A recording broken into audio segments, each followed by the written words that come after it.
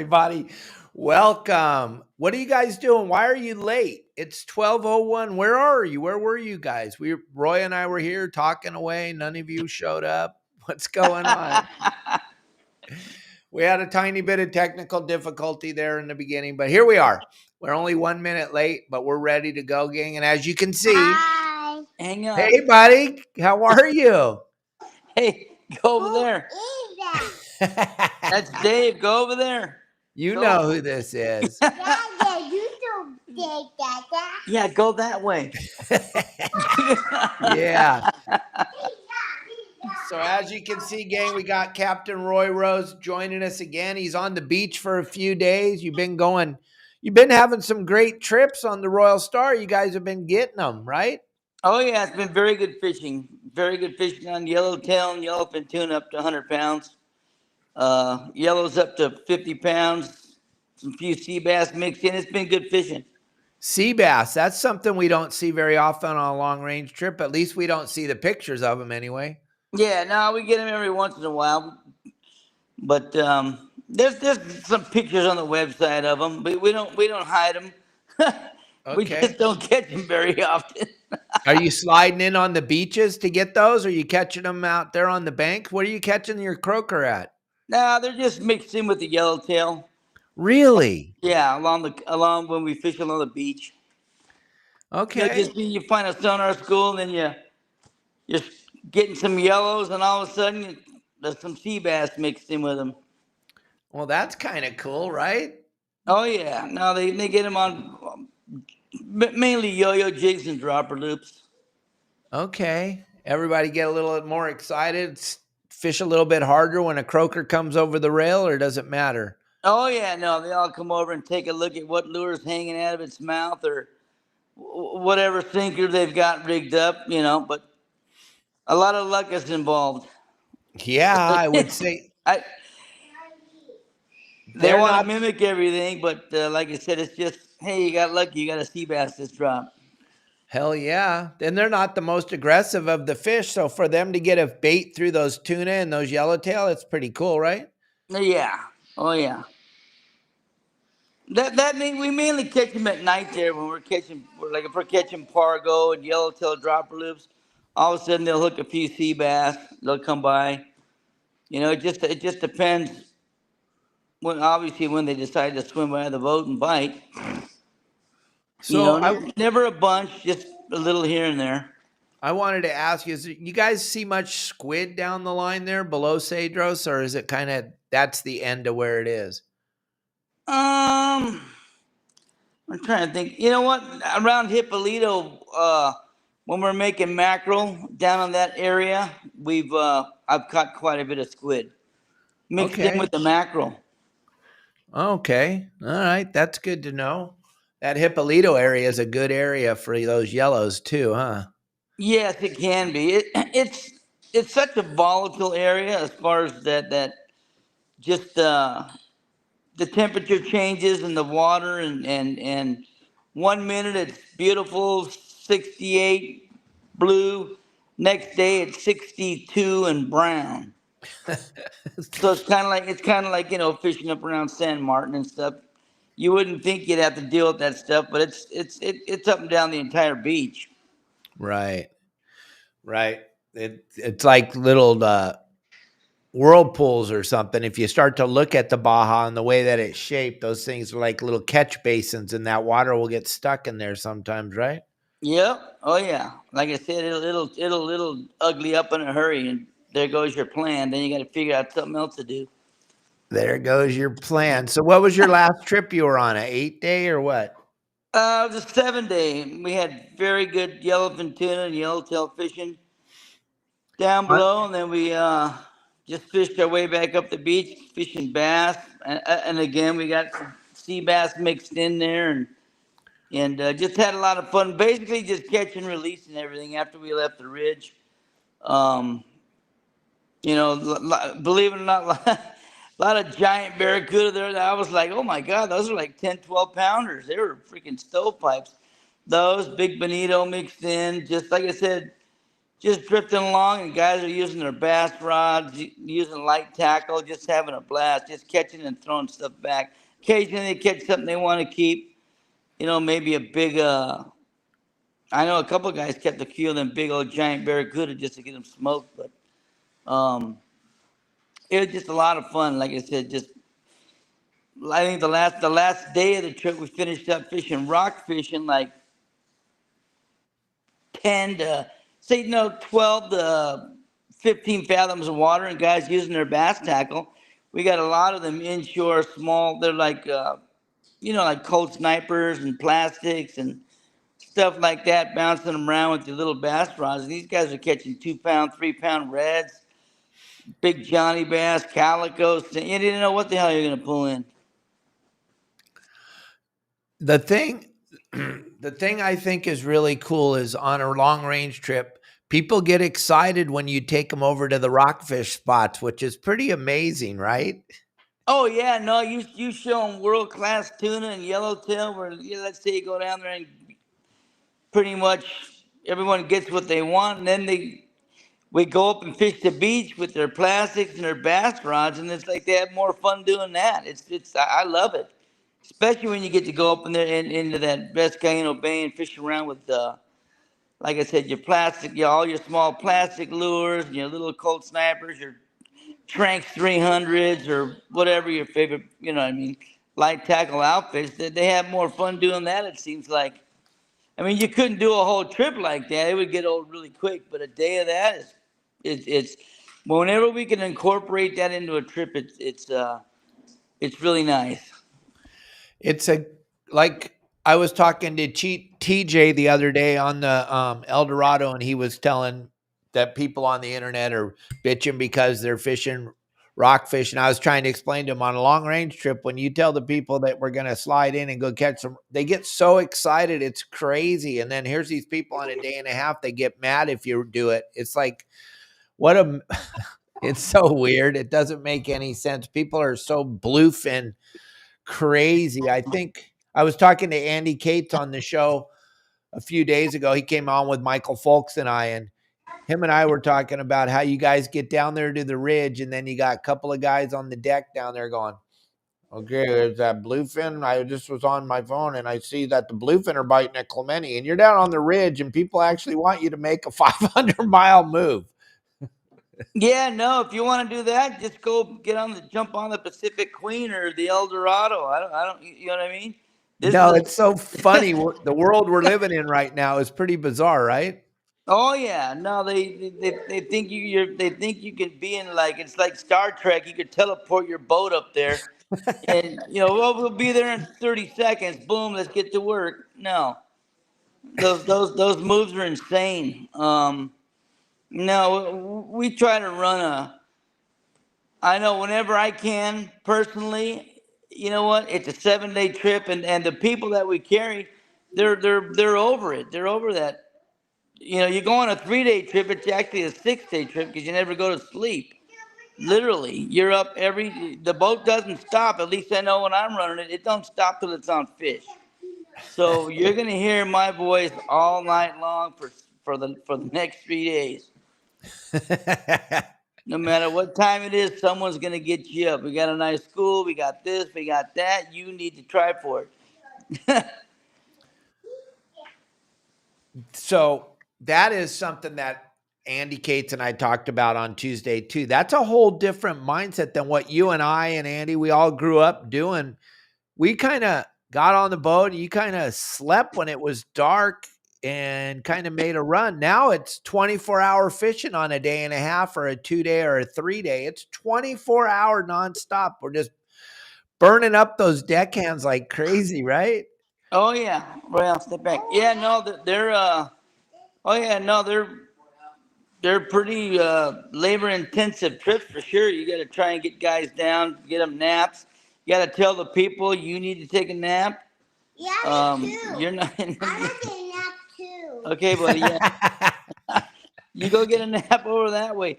But no, it's like I said, they got to manage their time. You tell them at the beginning of the trip, it's like, hey, you guys, you need to figure out sleep schedules, and we'll give you an idea of what the pattern is. The thing that's what screws people up is when there's actually daytime fish to catch now, which has been a novelty. But now we're starting to get fish in the daylight hours, so you really can't take a nap.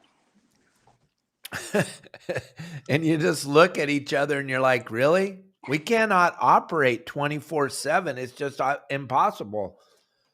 Oh yeah, no, and that's what's really good about, like I said, now with Duke's getting to run the boat at night. So after we drive around for us, like, you know what, Duke, take over.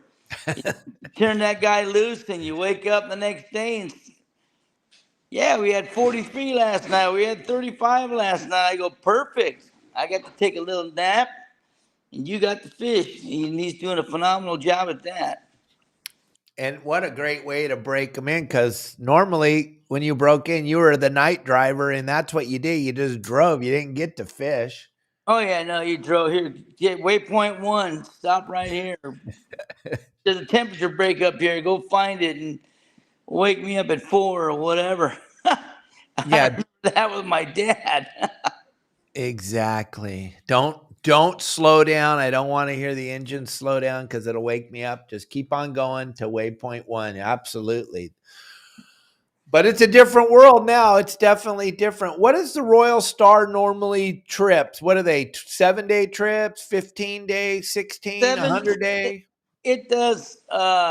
Summertime is 3 days, and the way Tim has it scheduled is we'll do like the early part of the schedule is a lot of 3 and 4 day trips, some day and a half mixed in there, and then more towards August, September, it's more 7, 8, and 10 day trips into October. And then our longest trips we run are up to 15 days. We got a couple of trips in January that are going to be 12 days, and so that's new to the schedule. But that's a very good time of year to be down there because everyone else is shooting off on longer trips, so that leaves the ridge and the lower banks, the rocks, stuff like that open. Yeah, a So couple months ago we had you. that.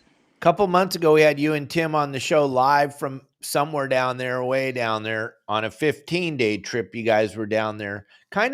We got a lot of people watching across the United States. Kind of explain to people what it's like, Roy. You've been doing this long range trip forever, longer than a lot of people have been alive. And what's it like to get on a boat, go for 15 days? What can the people expect? A lot of the guys here barely make it out on a half-day trip. So kind of explain to them what we're talking about. 15 days on your boat. What's that like? Well, 15 days on the boat. Well, they're gonna feed you well.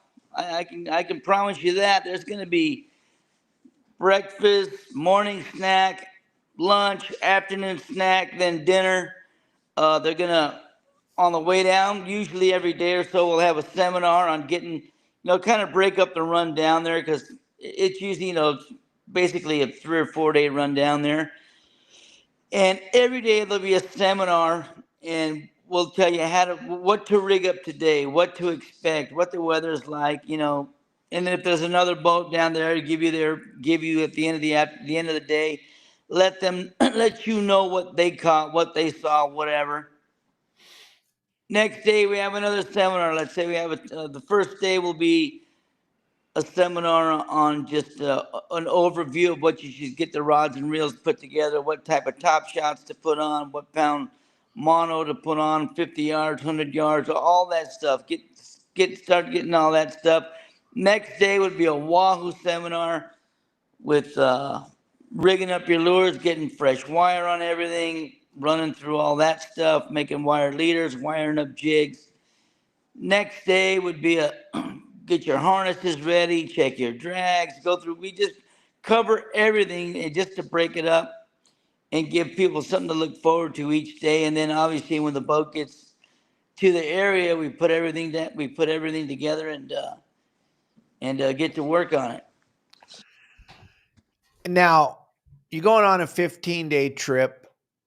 How many days actually, so people can understand, how many days are actually engaged in the act of fishing? If you get to point 1 and everything's right and you don't have to make another 100-mile move, what do you expect fish? You could get 7 days in.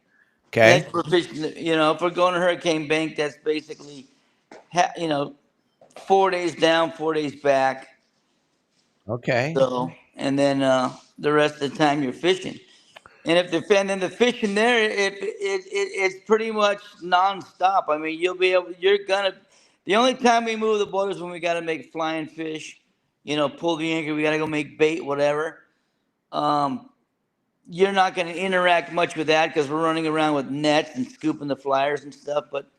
Um, but once we anchor back up, we're going to anchor right back out in deep water because we'll pull the anchor, go drift around the shallows, get our bait, then get anchored back up as soon as possible. If there's not a shark problem, if there's a shark problem, we would have to avoid that and anchor off so we don't collect a bunch of sharks at night. But normally we would just anchor back up where we've been fishing all day long. And you could just fish PL68, catch skipjack, um, put dead flyers on the hooks, live flyers down on sinker rigs, all that stuff, and have a shot at catching a big giant tuna. And then obviously daytime we fish the kite. If it's slow, we drag the jigs, fish wahoo, anchor back up, figure out where to be. And it's basically just 24 hours of fishing for 7 days. Pretty exciting stuff. And a lot of people going, sharks? What are you talking about, sharks?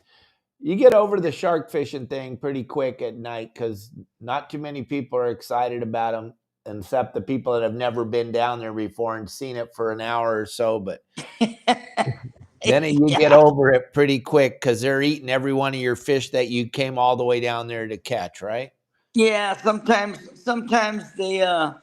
they can be a pain in the butt, and that's just part of the deal. And then we just have to do different techniques. We have to do a lot more drifting or fishing off the edges. A lot of times you'll have to fish where you'll have where there's no bottom on the meter. You'll have to get out there 200-300 fathoms. The fish will be off the edge, and you'll just drift off of that and catch them that way.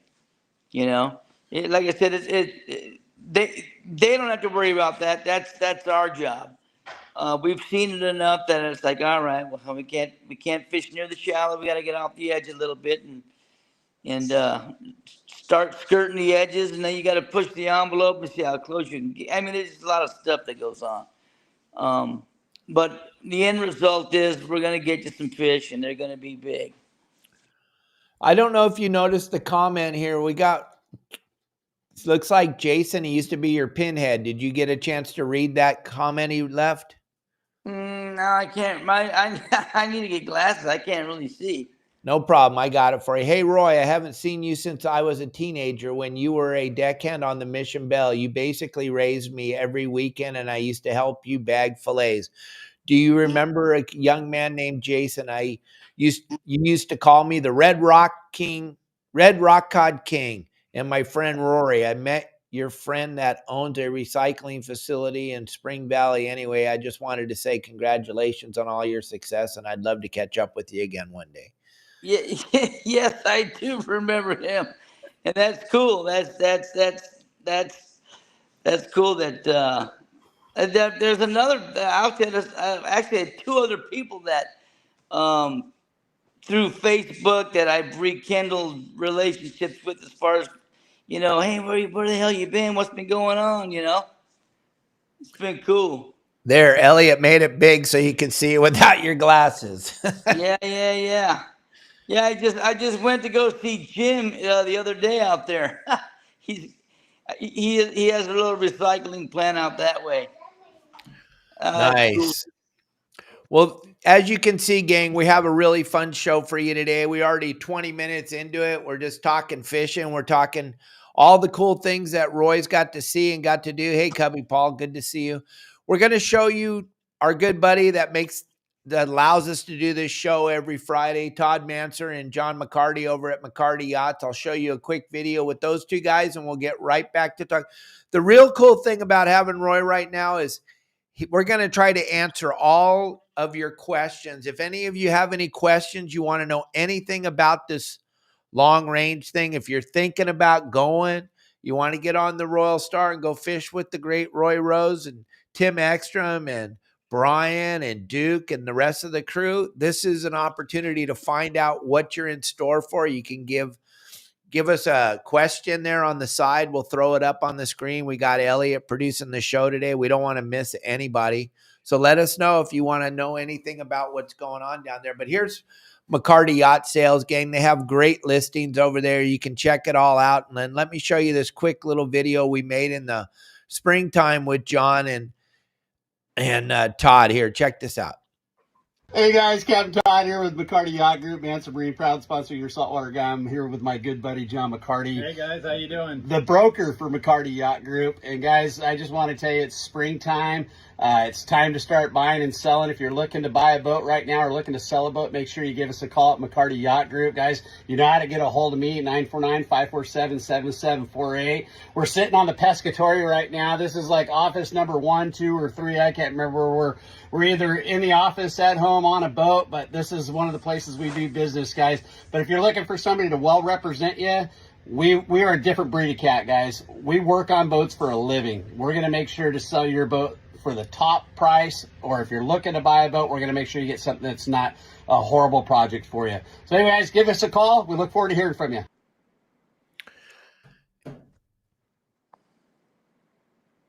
And you can see Todd's QR code. It was up on the screen. There it is again. You can get over there to McCarty Yacht Sales, see what's going on. Manson Marine, he doesn't really have any openings right now. He's so buried, but it's always good to catch up with Todd and John. And if you got a boat or you want a boat, those are the guys to get a hold of.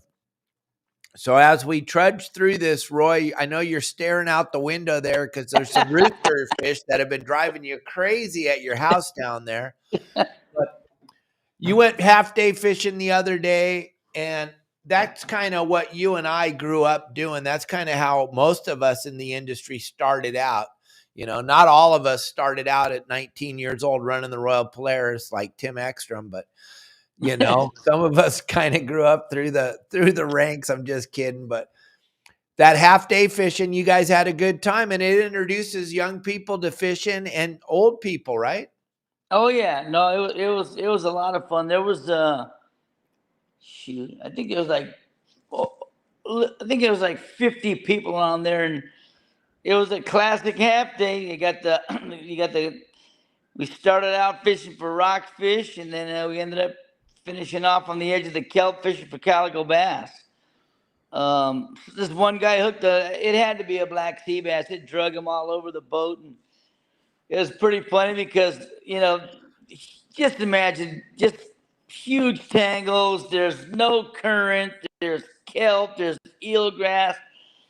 And underneath, on the other side of the boat, finally after the epic 20-minute up and down the boat, the thing breaks off. The thing gets wrapped up in they pull up this piece of kelp eelgrass combo about 5 feet in diameter, and it had about 20 sinkers in it, 30 hooks, a brand new pair of dikes, somebody's channel locks, and then there's about 3 squid tricks, 2 Yozeris, and I just couldn't stop but just laugh. I was like, wow. Look at that. And the channel locks were still in there. It was one of the crew members. He was trying to cut the line out, trying to get the guy untangled. And in goes his pliers. And it just got wrapped up in this giant ball of stuff that was on the port side of the boat. And then it was landed on the starboard side. Just all this stuff. Tackle, hooks, lures, dikes. I was like, man. That brings you right back to what's been going on in our lives. Nothing changed. It's the same old thing, right? Right back at it. Like I said, the thing I just couldn't stop laughing at was those beautiful brand new channel lock angle $50 pliers just buried in the kelp. With right in the middle of the mess. Yeah, I should have got a picture of it. Oh, shoot, that was funny. Oh my God, that is so cool. So we got Captain Al back at the Coronado Islands. We just threw it up on the screen for a minute. Water looks a little green there, huh? It looks a little green. You should be able to catch it. Is there any yellowtail out there still? Yeah, you know what he's been doing? He's been catching them on the spreader bar, trolling around the spots down there. It's pretty wild. Wow. Yeah, I didn't know you. I'm sorry. I'm not. It's a yellowtail, so I guess they eat anything. But I never did that. I never tried a spreader bar, trolling them across the spots. No, heck no. It's a pretty violent bite too. When that yellow comes up and eats that spreader bar with all that junk hanging off of it, it's pretty amazing. Yeah, probably looks like that tangle I saw the other day. Oh my gosh. Yeah, pretty much. You're just like, what the hell? Look at that thing. So where's that at? Oh, there's that's the rocks. Beautiful shot there. And explain to everybody what that is. That's out in the middle of nowhere, right? Yeah, it's 470 miles out in the middle of nowhere. It's just some outcroppings, some rocks. It's very shallow in there. You can see the green right where that reef is breaking. You know, on a calm day, you can get in there 8-9 fathoms. But you know, you screw around, you catch some cabrias and stuff, but you never get anything big up tight in there. Everything's off the edges. You know, anywhere from 30 to 50, 60 fathoms is where we generally get the wahoo and stuff, depending on if it's mixed in with the junk or if it's off the edge.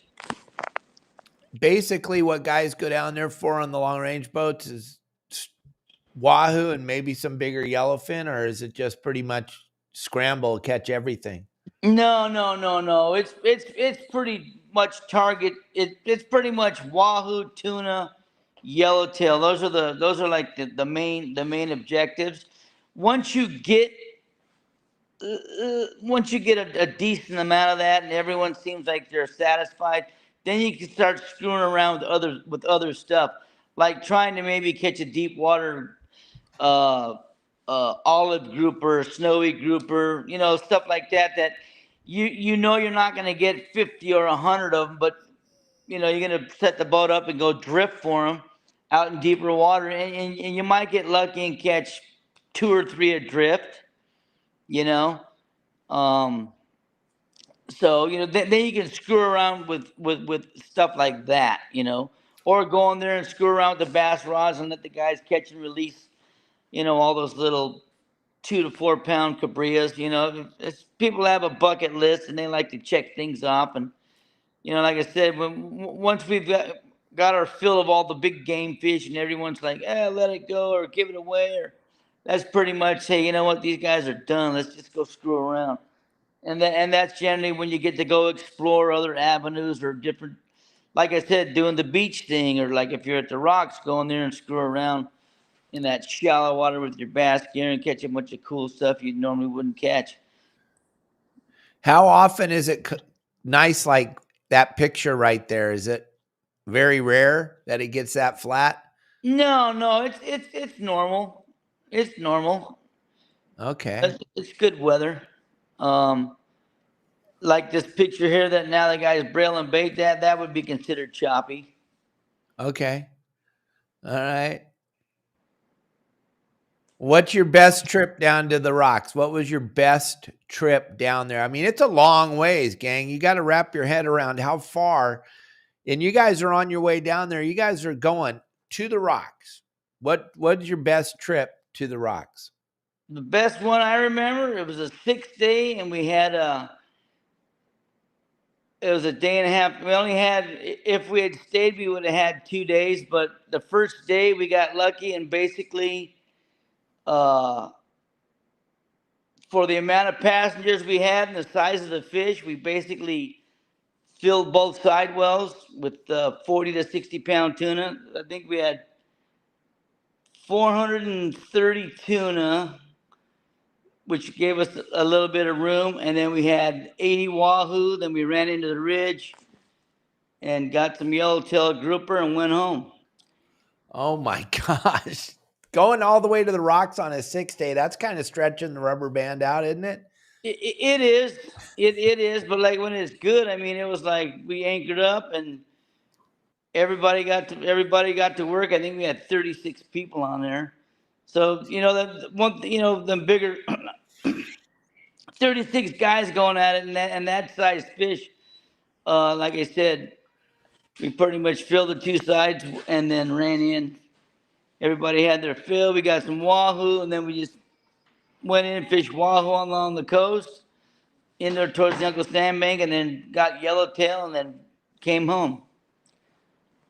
Now, there is a phenomenal amount of people that are watching this, Roy, from Texas and Florida and places like that. And to think of the number that you just said, and they're like, that's a bunch of crap. There's no way.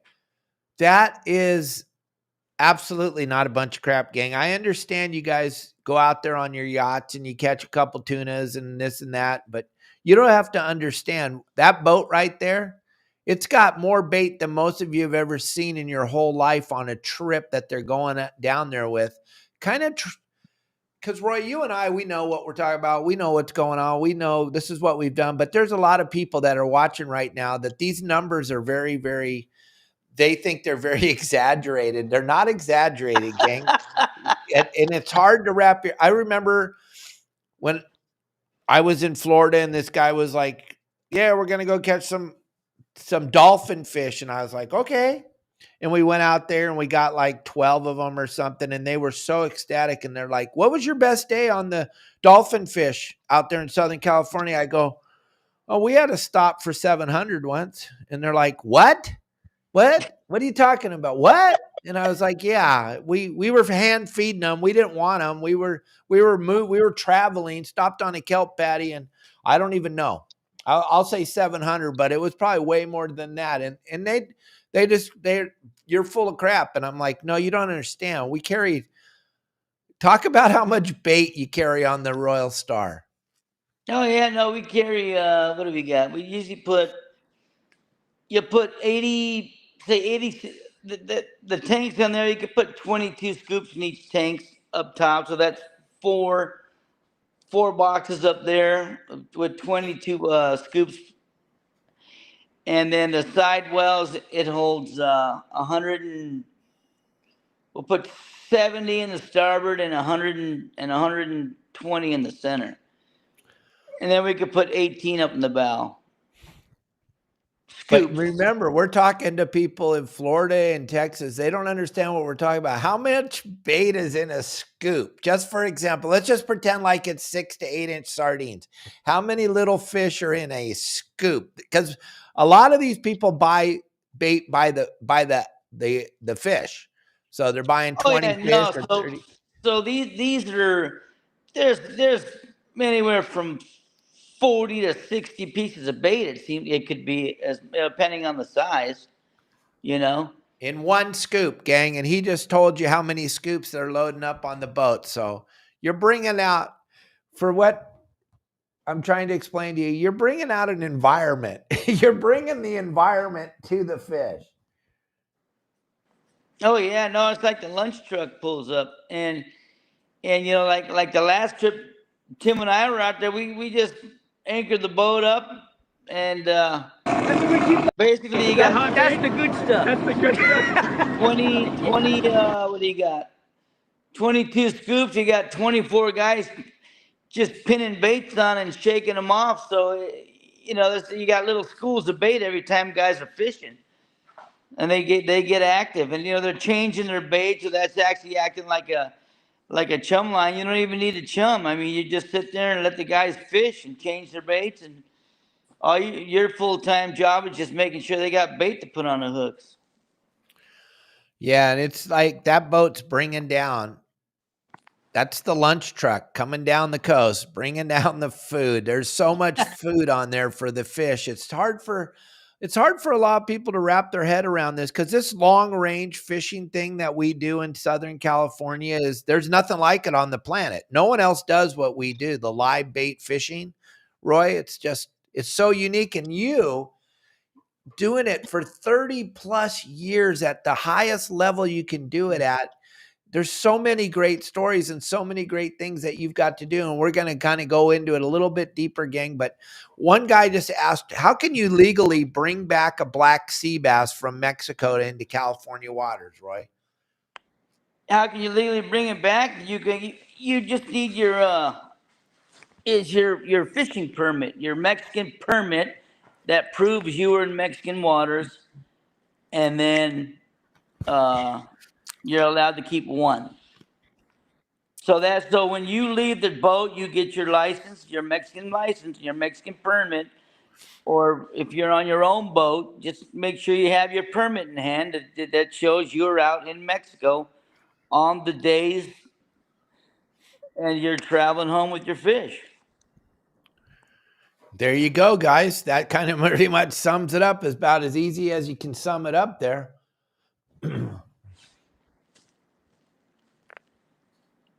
Yeah, there's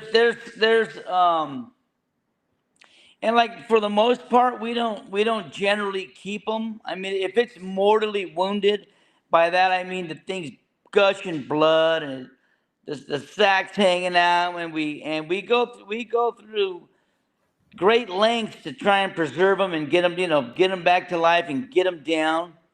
Pop the bladder, stuff it back in. I've seen it where I've had crew members swim them down. They get a 250-pound black sea bass. That thing it's like I said, we like to let them go when they're giant like that, and we would like to see them live. So I've had crew members actually swim them down. They'll grab them by the top jaw. We'll poke the thing because the thing's just laying there. And you shove it back down, and guy will swim it down there 20, 30 feet, and it'll get acclimated and take off. We have those rock cod release deals.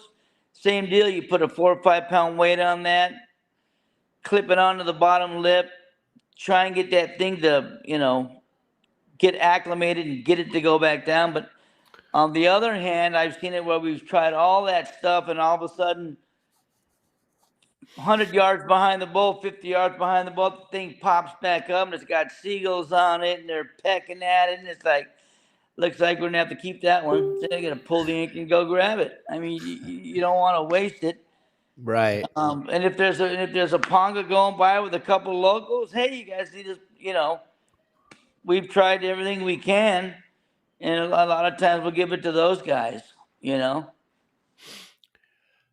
Devin Cruz is asking a question, and Gary Black was on here about 4 years ago or 5 years ago, and he was telling me about a bite he had on the Uncle Sam bank when he was running the qualifier 105, straight black sea bass, full speed, as wide open as it could be. The numbers were unbelievable.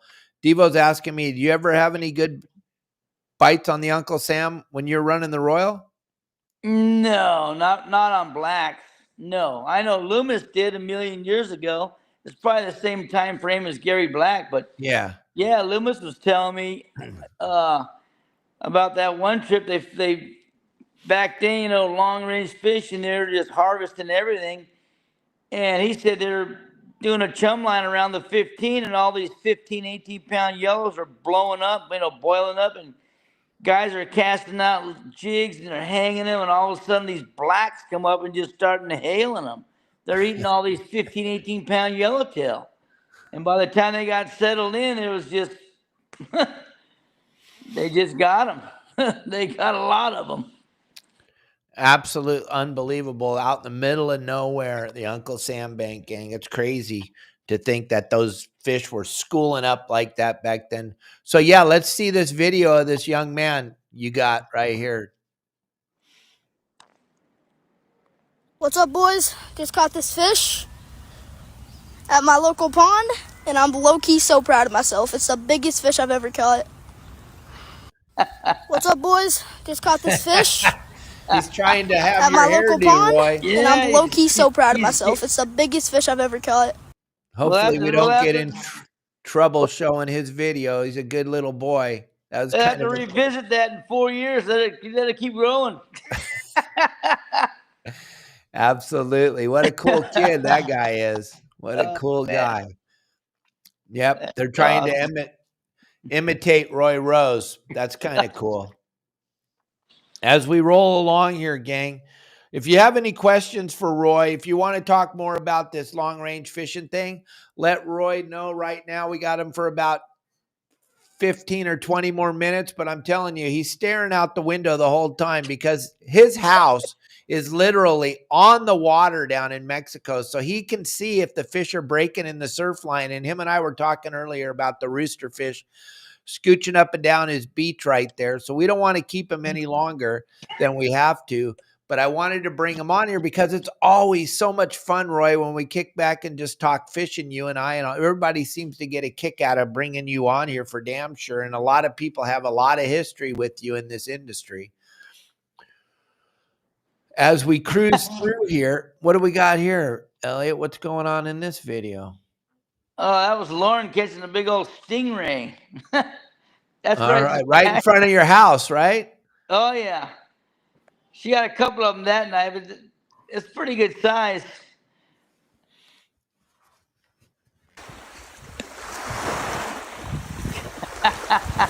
Whoa.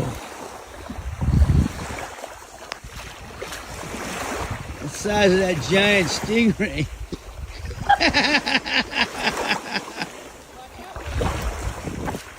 Oh Man, yeah, that thing's massive. Holy cow. I think it was pregnant. That thing was chubby. Yeah.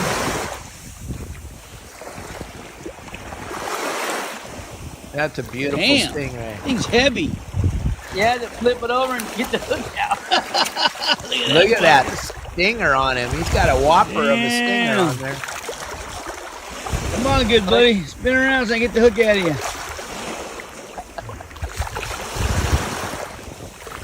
All right, what happened? Save yourself, killer.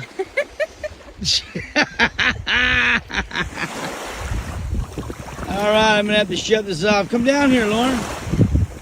Reel. Yeah, that was fun. That's the thing I think people get the biggest kick out of, Roy, is you get to fish some of the greatest places in the world, and you're just as excited catching this stingray in front of your house as you are catching a 400-pound yellowfin. Yeah, well, it's cool. You know, you walk the shore and you can watch them swimming around. Sometimes, you know, you'll see them. It's like, oh man, I'm gonna come back here tonight. Set up, and then you get them. Look at all the birds right there. You know something's about to happen right there. That's in front of Roy's house. That's an amazing, amazing stretch of beach right there, Roy. You are definitely in paradise. That's for damn sure. Oh yeah, no, we're very blessed, very happy. You and Lauren have to pinch yourselves every morning when you wake up there, right? You're just Oh like, yeah, damn, son.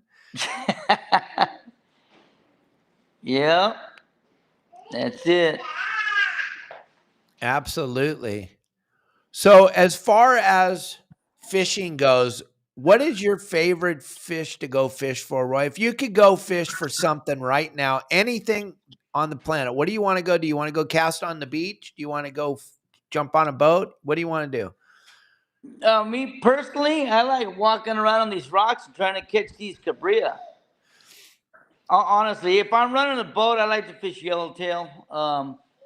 But for me personally, I just like fishing off the bank offshore, just catching, like I said, down here, these cabria. It's a blast. I mean, Lauren got one. It's probably 25 pounds. We didn't weigh it, but the thing was huge. You know, we Yeah. get a lot of like 8 to 10, 12 pounders, 6 pounders. Some nice ones. You get rocked a lot too. You got to use 80-pound fluorocarbon. You know, it's like, man, they keep breaking all these lures off. As soon as we start going to 80-pound, we didn't lose that many lures. So we got started getting a better return instead of breaking everything off. started using 40 pounds. Like that didn't last long. It was like fishing the Farnsworth Bank. It's like I got one. Oh no, I don't. That is so funny. My sister Donna Kayla says hi, Roy. And yeah, I don't think Roy has his ponga there yet, but it's just a matter of time, gang. It's just a matter of time. Oh yeah, we'll get something to float around here. Expand our casting. And then Tim Ogilvy has a question for you, Roy. Is there somewhere on the planet Earth that you have not got to fish that you want to fish before it's too late? You know, I would like to go the Galapagos. That looks like it'd be funny. I see these videos of just, you know, the naturalist part of it, but then every time I see the video, you see all these good fish swimming around that you just know you if you're in there with a nice surface iron, a 7X or something like that, one of those new JRIs, you could be winding it through there, just getting your clock cleaned.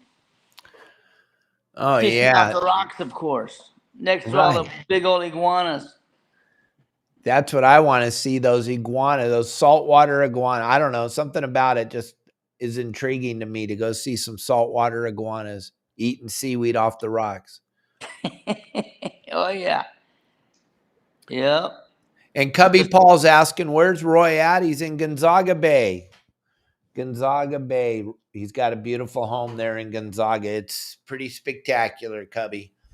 Pretty bitchin' place. And the really cool thing was I got to go and hang out with Roy, and I got to fish on those rocks. We didn't catch nothing, but it's the allure of the next cast. Just like Roy was saying, you don't know. It could be a 60-pound cabria, or it could be a tiny little bonefish, which you were so excited about catching that bonefish on the crocodile. I mean, Oh, yeah. I was like, well, I was trying to figure out these rooster fish running up and down the beach, and they got it in, you know, semi-close. I was like, oh, I can maybe hit one. I threw it out there, and I was like, oh, I got bit. And I go, what the hell? Ah, it's a bonefish. I never caught a bonefish down here, but I can add that to my list. and I never caught one on a crocodile before, but apparently they're here in the warm water months.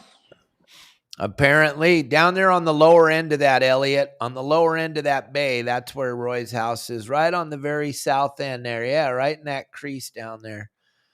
Just up a little tiny bit. Punta Final. Just up a little bit. No, keep going back down a little bit. Right there. Yeah. Now you guys all know how to find Roy. Good luck. I'll tell you what, I had the map. I had everything. I couldn't find him, and I was right there. I had to make Roy gather the family up at 9 o'clock at night and come get my... If you can figure out where him and Lauren are, good luck to you, man. Go get them. Because I was at the store. And the thing about it, gang, there's no phone service. There's nothing where they're at. So you got to drive all the way back out to the main road and then go to this one little liquor store / convenience store. And then you got to pay $5 for the internet so you can make a phone call.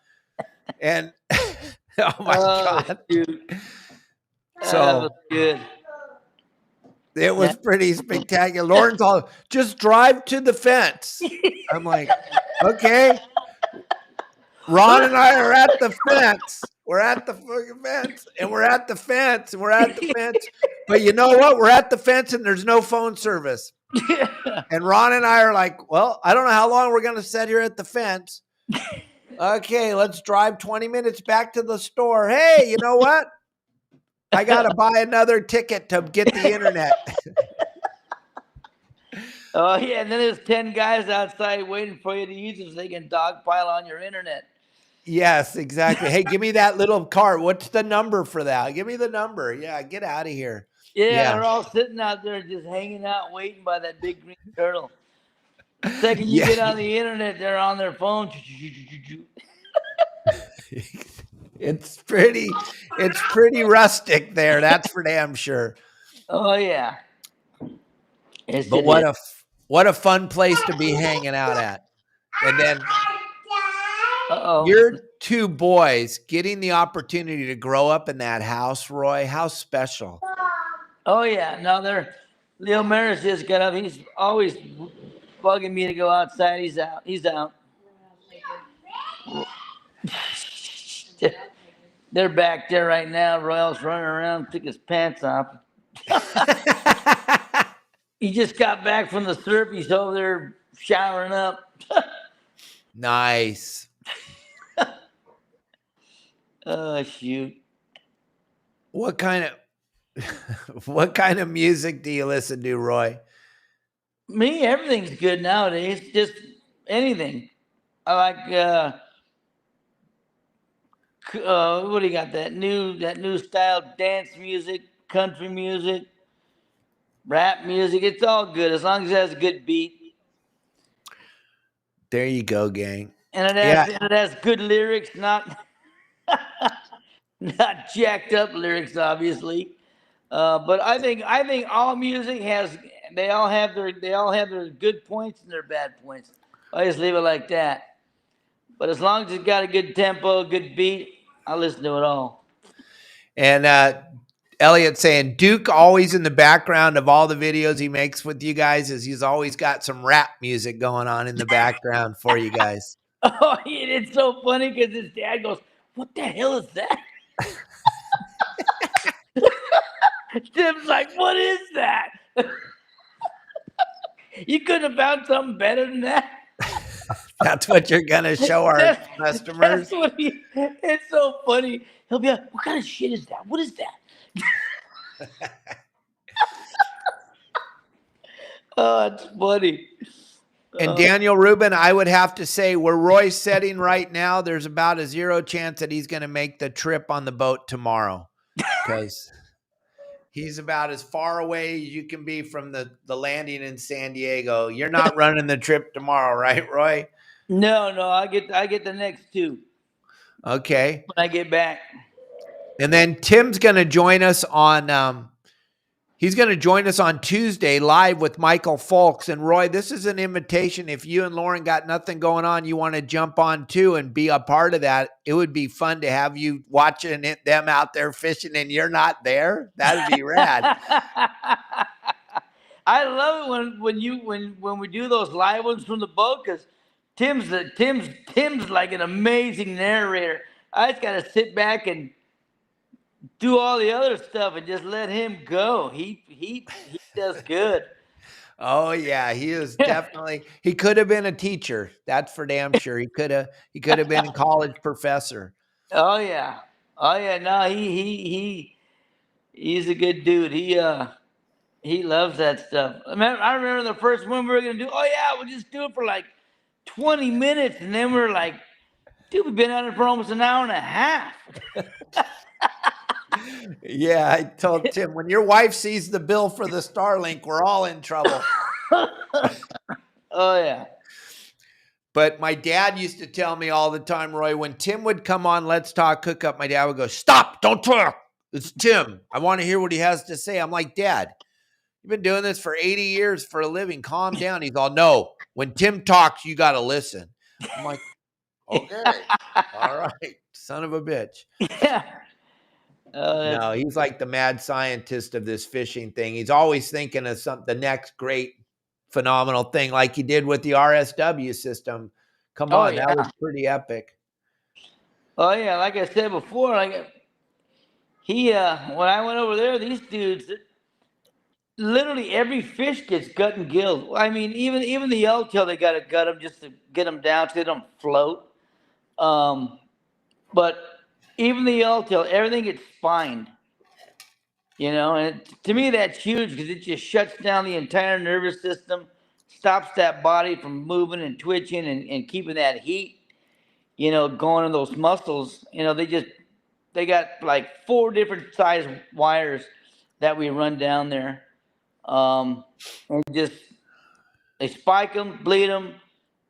If they're tuna, everything gets gut and gilled basically in the tuna department. And then, but everything gets that wire run through there and it just disconnects the body from the from the meat. You know, just all the nerves get blown out, or just stopped so the meat can rest. Thank you very much, Elliot. Have a great day. Go get your computer fixed. We'll talk later. My buddy Cubby just asked a question. I'm not sure if you know Cubby or not. Kevin Cubby Paul, he's been a captain down in Cabo here for 40 years, but and he ran sport boats in Oceanside and stuff. He's asking, is there a lot of people down there on the beach where you're at, Roy? And I kind of know the answer, but Cubby, there ain't No, nothing. There ain't no way to get there. no, there's nobody here. It's beautiful. There is no way to get there. You got Summertime. I mean, I think I think Semana Santa it's pretty loaded up, but no, there's no one here. It's too hot. It's too hot and it's too remote. You're not going to just go down that dirt road and keep going, oh, we're going to find something cool. No, you're going to turn around. I'll tell you. Even when you know Roy's at the end of the road, you turn around. Yeah. Nothing to see here. Keep moving. Nobody's coming for an accidental visit. That's not going to happen. Yeah. It's a pretty magical spot. I don't even know. I mean, Captain Al, he tells me, yeah, I've been coming there for years, my buddy. And I'm like, shit, I didn't even know that was there. And I don't even know how many times I drove back and forth to Baja and had no idea that you guys had that little piece of paradise shoveled over there. It is an incredible, incredible place. I'm so happy for both you and Lauren and the family all getting to come down there and see that special, special place that you guys are living in. It is pretty damn special. Yeah, we're very lucky. So your next two trips, you said you're running on the roll. We're going to wrap this up in a minute, but what are they? 5 days, 3 days? They're 6 4 days? 4 day and a 3. I think it's a 3 and a 4 day. And as we start to look at where we're headed for this fall fishing, Roy, we really haven't had a summer here in California. Like Andy Cates and I were talking about. The one thing we can say about the fishing locally this year was the most consistent thing was there was no consistency. Yeah, that's pretty much it. It's that's pretty much it in a nutshell. So maybe it's going to be an awesome October. That's what I was going to say. October, I remember a few years back where it was similar scenario as it is this year. Everything showed up in October and November. When everybody went back to school, went back to work, there's all this good fishing out there and nobody to go get it. That's what I'm thinking. That's what I keep telling everybody. I think we're in store for one hell of a end of September, October, November. It's going to, or maybe we won't have nothing, but it sure looks like there's going to be some phenomenal fishing. How much yellowfin are you guys seeing down the line? Is there a bunch of it? There was, but the seiners wiped it out pretty much. Okay. So cats have to eat. Come on. Yeah. Yeah, well, they could leave some for us, but anyway. It's sad. It is sad. Yeah, it is. It is. I mean, it is what it is. Absolutely. All right. Well, if you got any questions, gang, you got about a minute and a half to let us know what you want to talk about. If not, we're going to blow off of here and let Roy and his family go back to enjoying their beautiful spot. And Lauren, thank you for letting me borrow your husband, because I know that all the pressure's on Lauren when Roy's not wrangling the children. She just walked to go check the water maker. We're making water right now. All right. Well, thank you very much, Mr. Rose, for being with us today. It's always a pleasure, Roy. You always make me laugh, and I think you entertain my people to the max, and I can't wait. Hopefully you join us on Tuesday with your boss, Tim, and you and I can sit and laugh at him out there with all the people on the boat trying to catch a fish. All right, buddy. Sounds good. Well, I'll see where we're at. All right, bud. Talk to you soon. Thanks. Thank you for being with us today. I appreciate you. All right, bud. We'll see you. Bye. See you later, buddy. All right, everybody. What a great show with Captain Roy Rose. What a pleasure it was to have him on the show. Gang, I want to tell you all again, on the 14th of September, it's a big event. We're going to be at the Irvine Bass Pro Shops. It's going to be the first time I've been to this new Bass Pro Shops. I hear it's pretty much state of the art. So if you want to join us, Justin and I will be there on the 14th. Kelly Girl's coming up. We're all going to be there. We're going to have a really good time. Supposedly they're going to have a food truck there. There'll be some flyers coming out. We'll be posting them all over our social media. But I don't want you guys to miss this. And if you show up at this Bass Pro Shop event, this 2-hour seminar Justin and I are going to be doing, we're going to be covering lobster fishing, and we're going to be covering what we believe is going to happen in the fall here as far as tuna and yellowtail, sea bass, and all that great stuff. I mean, there's still tons of squid at the islands. It's just looking like it's going to be a great time. If you haven't ever been to one of my seminars, you're in store for something very special. Nobody else speaks like I do. No one walks out of there. No one walks off the stage dripping sweat like I do because I am super passionate about making sure that you catch fish when you go fishing. We're going to have a ton of giveaways. I've talked to our sponsors. I haven't talked to Dave Farron. He's been super busy with what he's got going on as far as catching fish and keeping everybody in with their kill bags and everything else. But I'm sure he will be there to support us in one way or the other. He always is. But Okuma will be there supporting us. They'll have some giveaway stuff. They always have a bunch of hats. They're promising they'll have hats for all the children. The thing about our seminars, gang, is you can bring your kids.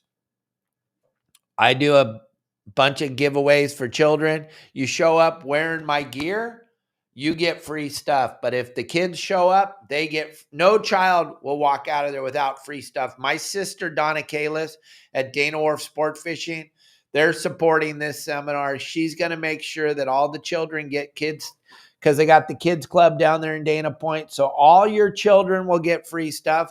It's going to be a great Sunday event on the 14th of September. You're all invited to come. Let's fill this building to the max. Let's show them the power of your saltwater guide. And then as we get closer, we'll have more stuff to tell you, what kind of food truck or if they're going to have one or any of that stuff. But it's super important today, right now. Make sure you get the 14th of September off.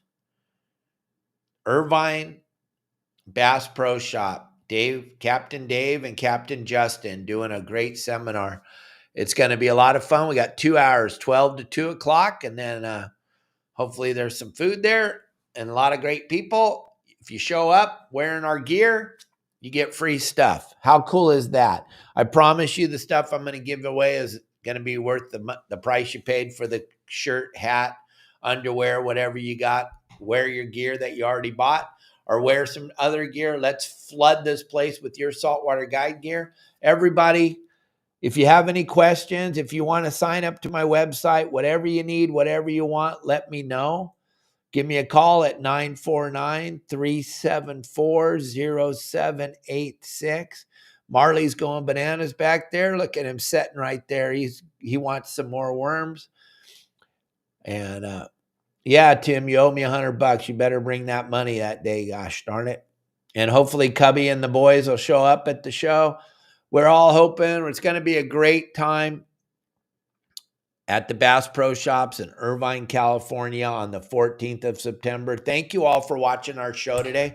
Tomorrow morning, we'll be live with Daniel Rubin, and hopefully Kevin Matson's going to join us. Jolene Thompson said she may jump in for a little bit on the show. It should be a great show tomorrow morning at 9 a.m. And Devin, I hope you guys all understand why I was like trying to not tell everybody who's going to be our guest today, because Roy is just got a tiny bit of time off, and he's got those 2 little boys, and he's got his beautiful wife, and they're at their beautiful home down in Mexico. And he was telling me that the rooster fish are thick down there. So I didn't know if he was going to make it on the show today, but he did. And how cool was that? Always fun to see Roy. There's a bunch of energy there, gang. To someone to get that excited about a stingray in front of his house after he just got done catching a 400-pound yellowfin, that tells you where he's at, tells you what he's into. Thank you all very, very much. Have a great day, and we'll see you tomorrow morning.